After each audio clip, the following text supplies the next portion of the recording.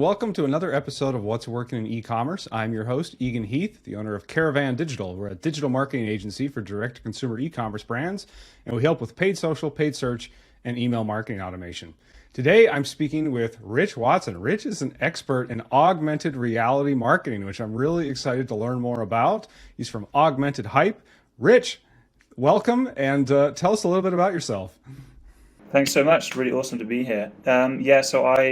I'm doing a lot of augmented reality marketing, helping e-commerce brands and agencies leverage an already proven augmented reality marketing strategy, which I've been implementing. I'm just very interested in future marketing, Web3, NFTs, all this sort of good stuff, and the metaverse, of course. Yeah, and for people who aren't familiar, give us a little overview on, what is augmented reality and what is augmented reality marketing? So one of the questions I get a lot is, what is AR? Not just like what is AR marketing? And I think AR is confused a lot of the time with other immersive technologies or even AI sometimes. So it's quite important for us to go through the basics of sort of what it is, and then how it applies to marketing, and how you can leverage it within your own businesses. Right on the basic level, AI is a technology that superimposes a computer-generated image onto a user's view of the real world, thus providing a composite view.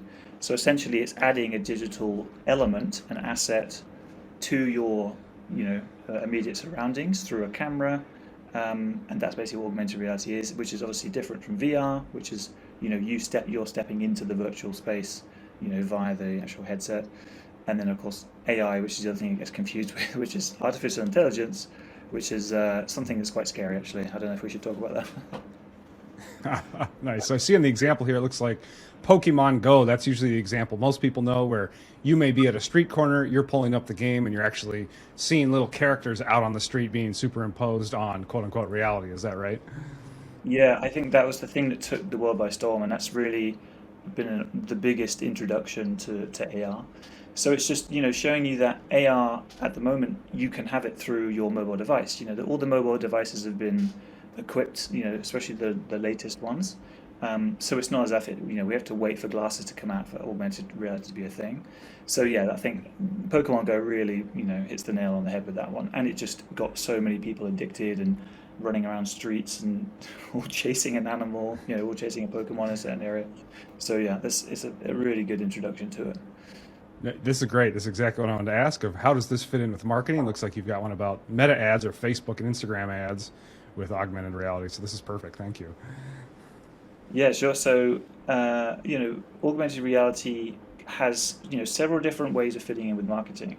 But what we'll cover most of the time for this talk is, how it works with paid advertising and organic within the social platforms.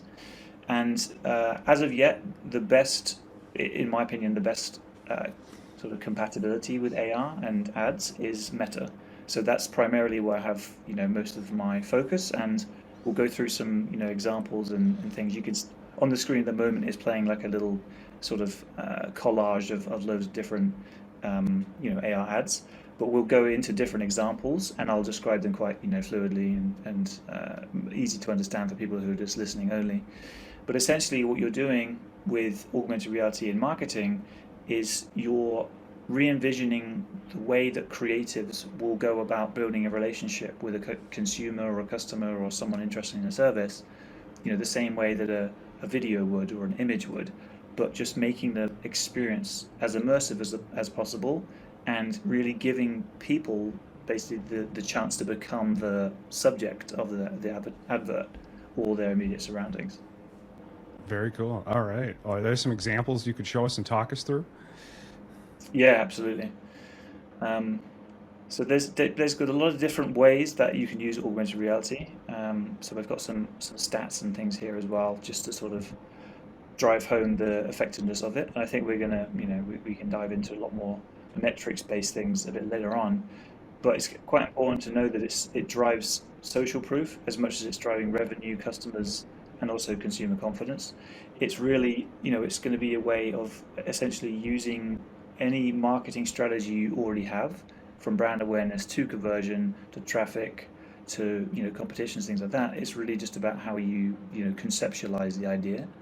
And there's a bit of some stats here to sort of show how consumers have actually been shopping with e-commerce. So the number for 2021 was 200 million people were using AR for shopping essentially, and that's predicted to be pretty much double the number sort of later this year for Q4. So that's super interesting because we know a lot more has happened in the world of AR. We know the capabilities have become a lot better, and people's awareness have obviously grown as well. And that's led to things such as you can see on the top here is driving social proof, and the fact that it's something that you can record yourself doing. You can have a picture, you can have a video, and then you can instantly share that with someone. It's almost like instant UGC. You're not having to send a product to someone, then take a video of themselves and then send it back, or however that works. This is happening in real time, essentially, and you're able to send that through to your friends and family. And basically, it means that people end up using it 94% more when it's come from friends and family, because obviously they've seen their spouse or their brother or sister using it, so they're much more likely to do it. I'm curious how people are using it. I've seen some examples say with like a furniture site where you could sort of pull out your camera, you're looking in your living room, and you could place the furniture piece in your living room or in your apartment or house and actually kind of visualize and see what it would look like. That's pretty neat. Obviously, people are pretty familiar with Snapchat as well in terms of that form of augmented reality of putting little masks and skins on and things like that. How are you seeing it used with that sort of thing, where someone actually shares some sort of augmented reality experience they do, say, with a brand or with a product? I think the most effective use I've seen of it is within competitions. So it's either a gamified AR experience where certain things are scored, like there's football games, or there's like games where you catch things and they're scored, and then you're trying to beat your friend or you're trying to beat someone in your family. And if you get a certain high score, then you get entered into this giveaway. So things like that can work really, really well. And I know brands like McDonald's, specifically in Singapore, have used these sort of gamified AR filters to actually give people offers and discounts on food within their stores and things like that. So that's not necessarily sharing, but the way that you can see people using it, it just builds that sort of viral effect of, especially on reels and things like that. You see someone using it, and you could just press try it now yourself. You could just jump straight into it.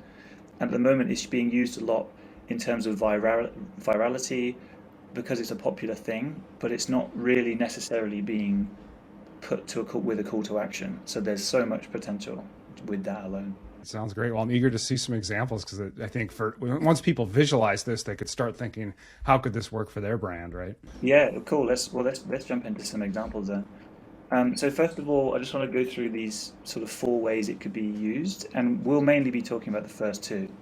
So it's marker-based or markerless.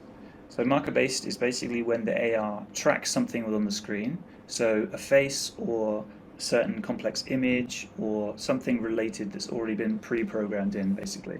And once it's tracked that, the AR will trigger. Markerless is a little bit different. It basically uses plane tracking, like of the floor, of sort of surfaces and things like that. For a certain degree, it does also track like shapes of things, but it's a little bit different how it works. So I've seen markerless AR with cars, for example. So it sort of already tracked the car. And then there's some other ones that are location based. Obviously, that's Pokemon Go essentially, and then projected, which is just some crazy futuristic stuff, which I'm not fully sure I understand yet. It basically essentially needs a projector towards your view, and then you're experiencing the AR in real time. So that one's really hard to describe to people because there's only been a couple of examples of it.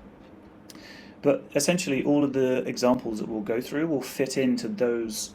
That's the way that AR sits. And I sort of wanted to go through that so you can understand the different types of sort of categories of AR experience that you can have.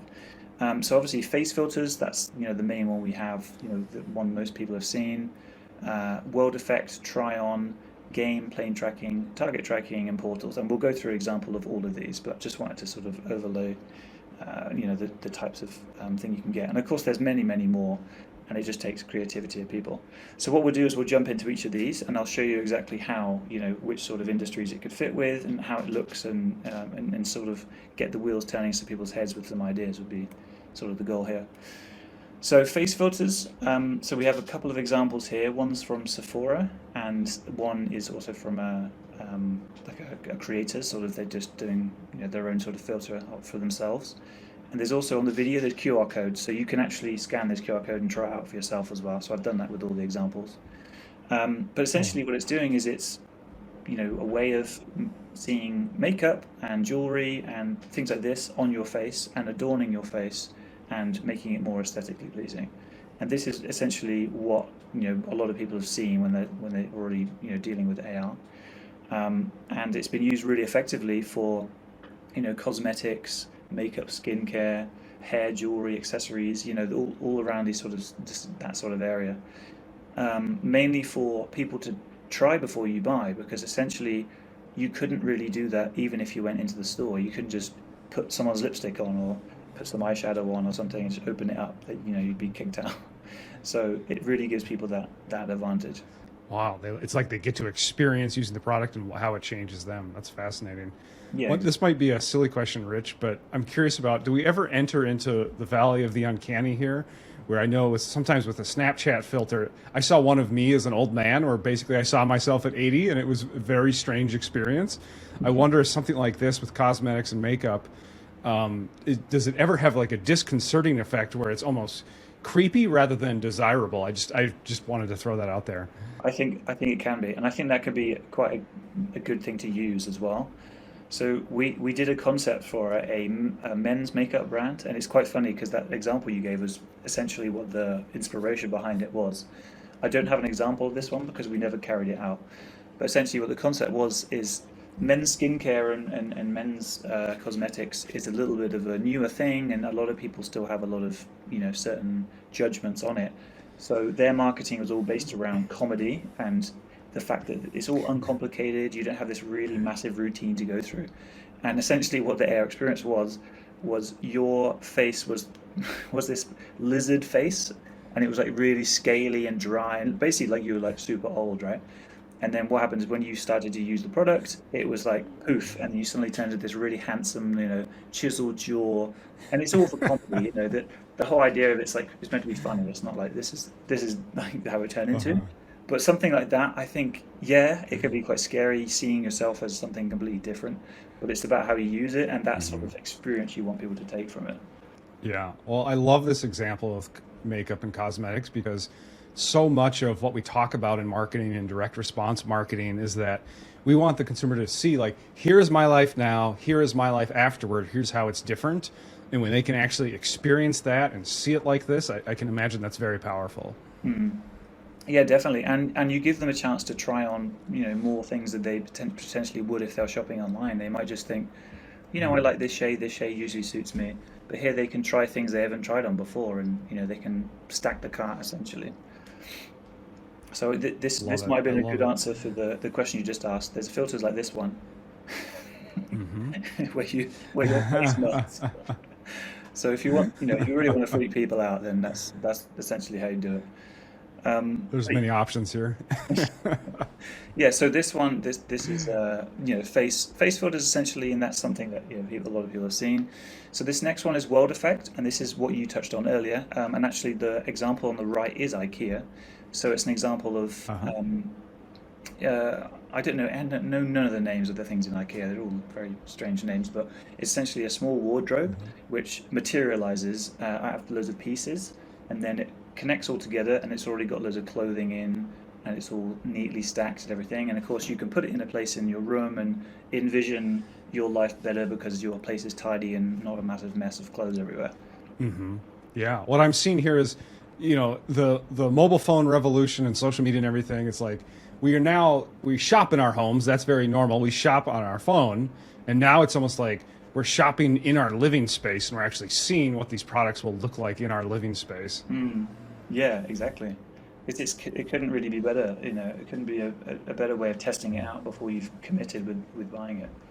I love this. Is this something where, you mentioned IKEA, Do you need to be a big brand? Do you need to invest a lot in the technology to do this? Yeah, that's a really good question. I think this is probably what puts a lot of people off. So essentially, the long answer is no, but the shorter answer is yes, and it's only because the the sort of understanding and the ability to hire someone to create the concept that they where they have marketing knowledge and they understand what the objective is and things like that is a lot more difficult, but it's becoming easier and easier. Obviously, with people like myself and education in the space, it's really becoming a lot more, available for everybody. So at the moment, the big boys have always done it because they've always had funds to sort of, invest in teams and get someone in-house to give them consulting and things like that. Whereas everyone else sees it as a bit of a risk because they haven't seen, someone within their industry doing it. And I think that's precisely why people should be doing it because we know the big companies are using it. We know it's worked really well for them. So, you know, I think everybody should just start looking into it, definitely. That's great. I'm sure later we can talk some tools and things of how to make this happen because obviously you're doing this, so we can get to that later. I just wanted to throw that out there. Thank you. Yeah, and this other example, of the world effect filter is a gallery. So it's essentially a 3D space you're stepping into, and the images are basically popping up in front of you of the paintings, and there's a bit of information about them. So it's another example of how, if you're like an event space or, even conferences and things like that, you could have some sort of almost like a teaser to get people into, whatever event it is. So it doesn't have to be just something that's going to be in your house. It can be something that you're potentially going to go and see. So, that's another really good example. And then some other, examples I've seen were real estate, home renovation. So these are super powerful, ones where you're checking the color of the paint on your wall, see how it looks with the rest of your furniture. I've even seen examples of people with roofing brands who basically they roof people's houses, and you can see what a different roof would look like on your house and things like that. So, there's so many different uses of this. So this is try on, and it's a little bit different to the face filter, but it essentially is the same. It's obviously market based again, but it's along the same vein. But this can encompass your whole body. So, it could be something you put within on your head, or it could be something of your whole body. At the moment, like with full transparency, the tracking on the body is still not 100%. Like it's quite, Sure. you can still get around it, and a lot of the times there's a couple of examples I've seen of people using like virtual mannequins, for example. But in my opinion, it's a little bit a way off before it becomes something that you can try, try clothes on straight from the Facebook feed or something like that. You can achieve it a lot Uh-huh. with, web AR, which is a little bit more detailed. But nevertheless, you can still have something that you give people like a whole outfit to try on, accessories, jewelry, things like that, and they can, see what it's like before they buy, just like they were doing with before. Um, Uh-huh. On the Gap example on the right, it looks like it's I don't know if that's how the coat's supposed to fit, but it's like a little bit novelty, like mm, it's big and bulky. And maybe it's just kind of a fun thing to do, but it's not necessarily we're not really trying things on for fit yet based mm. on what you're saying and what I'm seeing. Yeah, exactly. Yeah, I think that's really well put. It's because it's quite a big because it's coat. It's one of those thick coats. I can't remember what they're called now. Duffel coat maybe, and it's like Sure, yeah. lined with a lot of stuff. I guess it's trying to like accentuate the fact that it's a really big coat. And so on her it looks huge and humongous, but yeah, I guess it's just sort of for a comic effect. But yeah, that's a perfect example of how to sort of get around the capabilities with that at the moment. So there's just a couple more. So gaming experiences we've already spoken about. I mean, this essentially can use like all of the other types of experience, but with the purpose of it being gamified. So you're sort of winning something, you're achieving something, something's being scored. And this example on the right, which is the Squid Game, got Uh-huh. an Yep. unbelievable. So organically, this got 500 million impressions without $1 spent on ads. Wow. So this guy, yeah, absolutely amazing. So it's basically, yeah, for people listening, it's the first Squid Game, I believe, where you're outside and the robot's turned around and then she sings that song and then turns around and it'll gun shoot you if it's still moving. And essentially you could play. Red light, green light. Yep. Yeah, that's it. Yeah, yeah, red light, green light. Essentially, you're playing. Uh-huh. This is fun. I did the scan on the QR code on the Gap one, and I saw that goes right into Instagram, and so it's possible for people to do this right inside the Instagram app, huh? Yeah, that's it. Yeah, so it'll open up for within Facebook or within Instagram. Um, Hmm. Instagram is quite a new thing for the AR ads. So you can run the ad and it will actually open up from Instagram within Instagram. But what it was doing before is it was going from an Instagram ad to Facebook, if that makes sense. So that's all quite a new Hmm. development in the last couple of months. So they're both, yeah, they're both housed on the platforms essentially. Rich, how do you think about these? These are obviously fun. I see on the McDonald's one on the left, people are kind of opening their mouths trying to catch burgers and fries. Is this a brand advertising move? Does this have a place inside direct response? Like this is obviously silly and fun, and like you mentioned, can get a lot of attention with the Squid Games example. Does it translate into revenue? How do you think about these fun, silly game ones and how they relate to revenue and sales and brass tacks? Yeah, I think it's an awesome question because it's really just about the concept you come up with. So there's an example which I haven't got on here, but I've included, events, festivals, movies, and things like that in here. Liam Payne, who's an artist from the UK, used a gamified filter, and it actually drove sales to his album, or like drove listeners to, listen to the album online, and it, increased their sales. I don't remember what the actual figure was, but it's actually one of the meta AR ad case studies, which you can all go have a look at.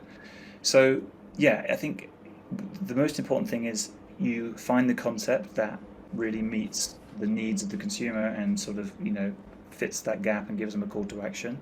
But then if it's just for building awareness, you can't really get better than 500 million impressions for free or something like that. So you just have to hit the mark with the right sort of creative, I think.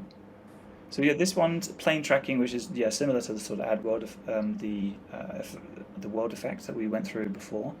But what this one's doing is it's actually just tracking a tabletop or a floor top or walls and things like that. And this whole thing that could be much, really, really well used.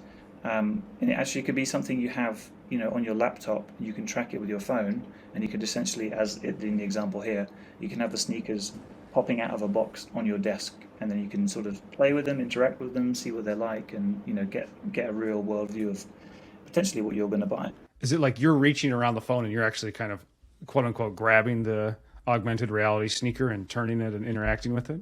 Yeah, because if you imagine that on Wow. like a product page or something, that would just be absolutely incredible. Yeah, being able to like pull it out of the screen and have a look at it and go, yeah, that's pretty cool. Let's get that one. In your space, like this is on your Mm, desk. I'm looking at the product on my desk through my phone, basically. yeah. Yeah, this is the penultimate one. Then there's the last one afterwards. And the target tracking, yeah, it's something I went through before. Really useful for apparel and things like that. Huh. It's basically what it's doing. And so the example here is Joker hat, and the little figure in the middle is spinning around, and it's crazy effects happening. But what it's doing is it's tracking the actual the detailed image, so it's something predetermined into the experience. Then it has something that overlays it. But this can be really good for brands who have a certain logo that's like that everyone knows. You could have something sort of unique about it. I think this is really cool, for these sort of things. Huh. This reminds me of Magic 8 Ball a little bit of you're shaking it up and it's giving you a yes or no or a cryptic message. That's kind of what this reminds me of. And then last but not least, this is my favorite, just because I can see so much potential in that. And I'll describe a little bit why. So the example I have here is a French, I believe it's French, watch brand, which I can't pronounce. And basically, what you're doing is you're stepping into a portal, which is, within your space. It will just open up this little doorway. Uh-huh. You go into it, and then the whole of the Wow. surroundings becomes the AR, and it's quite similar to VR, and it's something in between, and I don't quite know how to describe it, but it's your Mm-hmm. whole surrounding is turning into it. So this, what they've done really well here is they're using their brand colors. The actual doorway into the portal is the shape of the watch that they're promoting. So you're getting a lot. You're really immersing people as deep as possible into your brand experience. So I've had an idea, and I feel like people probably will start doing this, and actually I have seen some examples of this, of people essentially having a virtual shop where you have the portal, you step in there, and then the product you want is there, and you can go up to it, and you can interact with it, and You could even put it into a cart or something, and then you have this space, essentially within the ad space, that people could go into the shop. So I think this one could be super powerful, and I think what this can apply to is just limitless. Like you could basically have this for anything. Uh-huh. What a vision where it's like we've gone from brick and mortar stores to e-commerce stores, and you're saying we could almost go back to you could have almost an in-person, virtual experience inside your home of a store, and you could pick up products and potentially buy them that way in the future. Mm. That's very exciting. Yeah, it's super cool. So yeah, Love it. This is a great one. yeah. So that was the most of the examples. I mean, the actual like, Yeah, thank you for showing those. yeah, yeah. The potential is limitless. Really, it's just down to your creativity. It's, how are you connecting Uh-huh. with people currently? What sort of creatives are working right now? And then how can you re-envision that Hmm. into, an augmented reality experience, essentially? That's great. Well, Rich, when people come to you, I'm curious, how do you work with them? Like, what's the first thing you do to sort of conceptualize this? And it sounds like the actual ads themselves that people might see on Facebook or Instagram, those are AR ads. Can you kind of tell us about the process and tell us about sort of the types of ads you guys are creating? Yeah, sure. So yeah, we primarily work with e-commerce brands. So they'll come to us and they'll have a certain product or products in mind that they'd, like to promote or like to just envision and see how AR would work.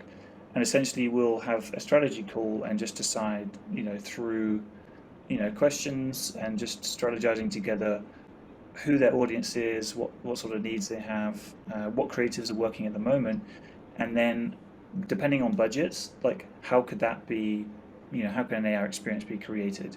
Because as you can see, they range in complexity from, some very complex ones, such as the portal is a perfect example, to quite sort of simple ones where it's sort of a try on or something like that. So, you can have a varied amount of different objectives throughout all of the different types you can have, but of course it depends on the amount of work that goes into it and what people's budget is. So from there, basically create whether, if something an ad, you want people from a cold audience, then it's one sort of AR experience. If it's something for warm retention, it's going to be slightly different. It could even be something sort of post purchase, so they could actually have something that when they order the product, they get it to their door, you give them some sort of unique experience. Maybe it's a manual, maybe it's showing them how to use the product in some way. So it could be used in so many different ways. And then the flip side of that, we also do things for Shopify stores or online e-commerce stores to actually 3D and AR sort of components to product pages as well to increase conversions. So there's so many different places it can come into play essentially. Rich, you told me about an example you did with a client with I think it was baby sunglasses. Can you talk us through this case study just as an example for people? Yeah, absolutely. Yeah, so they came to us with this issue they were having with a lot of their customers sort of leaving, and they weren't quite sure really what's happening. And when they started to delve into it, they're having a lot of sort of sizing, style objections, and it's quite difficult if you're ordering sunglasses online for your child or for your baby. You're not going to know whether the style fits them. You're not going to know how it looks going to look on the head. So, they basically came to us and said, like, how can we make it so we give people the chance to try them on before they buy. So that's really like what sparked a lot of interest for augmented reality for me. So with these guys, they had average order value of about 50 to 60 Australian dollars. So that's about two pairs of the sunglasses. And the cost per acquisition for them was about 20 to 30 Australian dollars. So yeah, about half of that. But of course, they wanted the ads to be more immersive, and they also wanted to get more UGC because, from the example on the screen, I guess the people who are listening can't see. It's a very, very cute baby, clinging onto its mother with some really cute glasses on. So really well taken, very professional photo. But of course, we all know, user-generated content done well is super powerful. So they really wanted a way of generating that without having to fake it because you can't essentially ask a baby to try, something on and look good. It's something part of their drive. So yeah, essentially what we did is this. So there's an example on the right hand side. So I'm doing it from literally from the Facebook feed. You click on the ad, Mm-hmm. and then it opens up the camera, and then you have four different pairs you can try on. And then in the four different screens, you tap on it with your thumb, and it zooms it into a full screen. So you can essentially have the full view of what each pair looks like individually. So what this did is it gave people a very, very clear instruction of use, because obviously it's quite a new technology, and I guess people don't fully understand what's going to happen. It obviously warns them it's going to open the camera and they're suddenly going to see their face, because I guess that could be quite alarming if you're not expecting it. And actually, essentially the way we tested it and the way it worked the best is that we actually used the UGC as the thing that pulled people into the AR experience. Because that's one quite important thing to mention, is you need to have a creative still that's sort of educating people on what they're going to do, what they're going to see, how to best use the AR and things like that. And of course, the best way of doing it was literally showing a baby wearing it. You can't really get more self-explanatory than that. But what this did is it allowed people to try four different pairs on their children. So, as we saw before, the average order value encompassed two pairs. What this actually ended up doing is it actually increased the average order value by 50%, and people were buying three or four pairs. And essentially, that's just because they were able to see, more. They could see which ones fit them and what sort of styles would work. And also, the call to action drove people directly to a landing page with all four of those on. So that could be a really good tactic or really good campaign for someone. Good strategy is drive people to, a package deal where the things they've all tried on are like discounted, and it's a really good way of getting people to stack the cart. Um, it also got a 58% high click-through rate, so pretty hard to beat the creative that was going before, because if you're a mother and you're seeing this super cute baby looking happy with their glasses on because they're not getting blinded by the sun, you're definitely going to be clicking in. But I think it was more attractive for people to be able to actually fully try it on themselves. And all of this led to a 44% increase on return on ad spend. So yeah, really successful. It was a good campaign. This is awesome. Do people then share sometimes what they're shooting? Like in terms of that user generated content, the UGC, do you then get some of the content they're generating if they choose to share it, or how does that work? You can't, but so what it happens that you see in the screen that's happening right now, next to Mhm. the Shop Now button, the CTA, I see. which is huge I and see. bounces, there's a camera. So you either have the option to do the action, or you have the option to take a video and take a picture, and then it instantly lets you share that.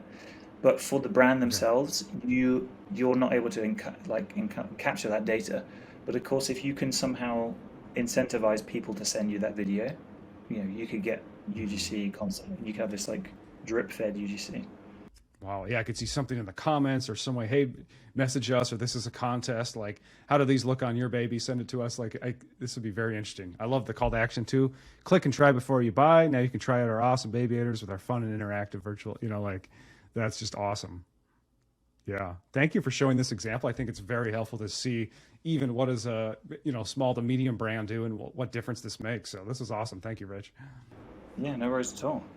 That's great. What is there a revenue size people should be at? Who's a good fit for you guys to reach out? I think if you're already, spending money on creative every month, and you're already spending money on paid advertising, and you have a budget, I'd probably say, I mean, it could be for anybody, but I think for it to be comfortable for people, for example, who have like 5K of budget to spend per month on paid advertising, upwards, it can you can really make some moves with that as much as possible. Whether it's just trying it out on the store to see if it increases conversions, or using it with your warm audience to get retention going, just you can just start to have some concepts to build confidence, and start to introduce your audience to this sort of AR as well. Love it. Rich, where can people find you online? So I'm pretty active on all of the social channels. So on Twitter and on Instagram, I'm at Rich Watson. So I'm pretty active on both of those. Facebook is Rich Watson 27, forward slash, and then LinkedIn is Rich S Watson. So you can catch me on there. But also you can just go to augmentedhype.com and you can learn about what we do. There's some examples on there, some case studies, and of course you can always reach out if you want to ask any questions. But yeah, mainly it's quite hard to sort of find a lot of information about this stuff at the moment. So I guess look around, do your own research, sort of start to play with the ideas a little bit in your head. But yeah, happy to answer any questions if you'd like to reach out. Love it. Very exciting. Rich Watson, thank you for sharing what's working in e-commerce, and thank you for showing us the future. Thanks so much. Really great to be here.